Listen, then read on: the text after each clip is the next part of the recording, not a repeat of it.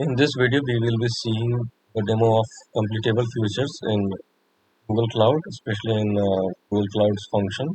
It's similar to AWS Lambda function. Uh, but in AWS Lambda function, it's Java 21 runtime type. It does not allow inline code, so I used Google Cloud for this demo. And this is deployed. This is a code where I have a completable futures that waits using thread.sleep. So let me show you this code in a notepad. So initially when you create a function, so for creating a function you need to be in CloudRun's home page, and there will be write a function button that you can do. So initially when it creates a new function, it will not have these completable features import, but these imports will be there. There will be a buffer writer, an HTTP function, HTTP request and response. So I have added for sleep function, and under the service method, there I have added type and n as the request params that I'm getting for the particular demo. But initially these won't be there. There will be this buffer type of initialization, and let me remove the other part, detail features, and then there will be just a writer dot write after the response dot creation. Can returns any response like hello world. This will be the return to the API URL. We'll be calling it. Which I can remove. So something like this will the code will be there initially when you create a new function. Creates a buffer writer and writes whatever message you want to return. So coming back to this code, the sleep function, so the two parameters being read, type and n is being converted to integer. This n is passed to sleep millis to sleep for n millisecond. Now coming below, creating completable features, which suppliers function is called with this supplier, which defines call to this sleep.millis. So depending on the type query param, it runs in three different ways. The else condition, this is neither join or return value. There is a default value, it takes no. This is for logging purpose. So no operation is there. That time what it will do, it will just call future dot then accept, and it will do this. But yeah, this is asynchronous code, so this will not run immediately. So client can get this immediately returned. Okay, because this waits for some seconds. This will just run. It will actually trigger this call, and it would move to the next line. That code can run asynchronously. Then coming to the second type, which is the join. In join, we are waiting for this then accept handler to complete using future.join. So this will also return hello world just like the else condition, but this will also wait for this operation to complete. The third type is return value. Here, I'm not just waiting for that to complete, but also returning the value to the caller. So in writer.write under the then accept, it is also using then accept just like this one. But here it was just logging the output, but not returning it. In this case, writer.write is called inside then accept. Okay. So let's test all these. When there is an exception occurs, nothing is happening. So let's see the behavior.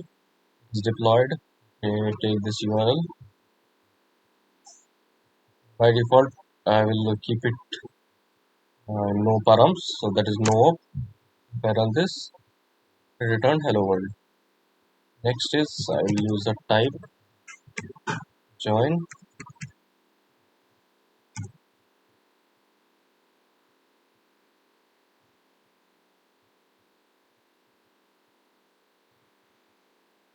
Okay, looks like that. Okay, it returned. The default value for n is 10 seconds. That's why it waited longer. So the provided n. I can also, by giving an and n equal to, let's say 1000. So it will wait 1 second. So it will return fastly compared to the last one. Then there is a return value one, return value type.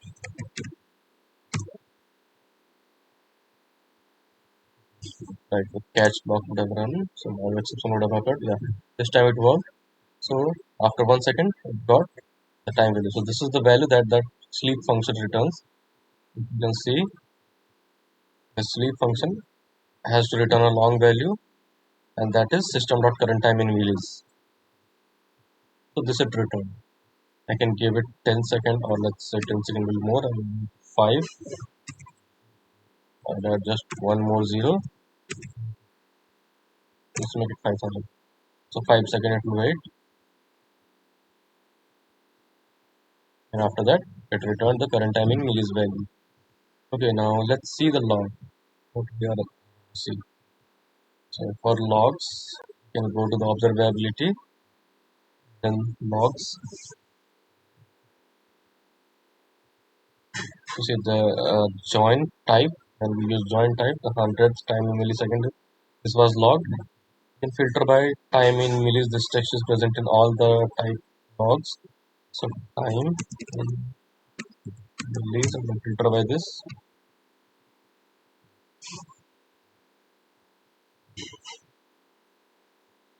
So looks like this example, 10 second, even no op is getting logged. Okay, so even though it returns immediately, but that process keeps on running. Okay, so the instance is not terminating, that's why it is still running, but yeah, the client returns immediately in case of no operation.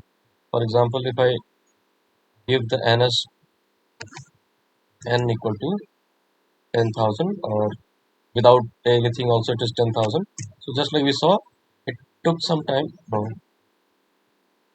question mark, and this is 100 second. I want 10 second. You see, yeah, it's correct behavior. See, 10 second, it is returning immediately, but that is logging it after 10 seconds. So runtime is not getting over, but yeah, this client returns immediately. As soon as we join, add type equal to join, the same call will take 10 seconds, because now it has to wait till that sleep is complete. Okay, so yeah, now it returns. So it returns after some time, that time. Now this again comes to the thread.sleeps efficiency, how it calculates. It will not be exact 10 seconds. It does thread.sleep runs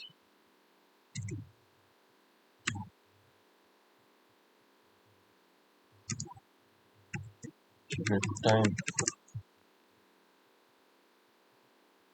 So no, just like set timeout in JavaScript, thread.sleep does not guarantee an accurate or precise time. The actual delay is subject to precise operating system timers. That's why it's not exactly 10 seconds, but yeah, it is. We can see the difference. If we do the type join, we see it's taking some time. But if we remove the type, that doesn't wait for it to complete. This time it is taking longer, almost similar to 10 seconds. But yeah, this returns immediately. This has to do that process completely asynchronously. Go back to log, enter, enter it again. You see, lots of no we did. Those are showing now. Time in looks like even in these logs there will be time in. Make it time in millis.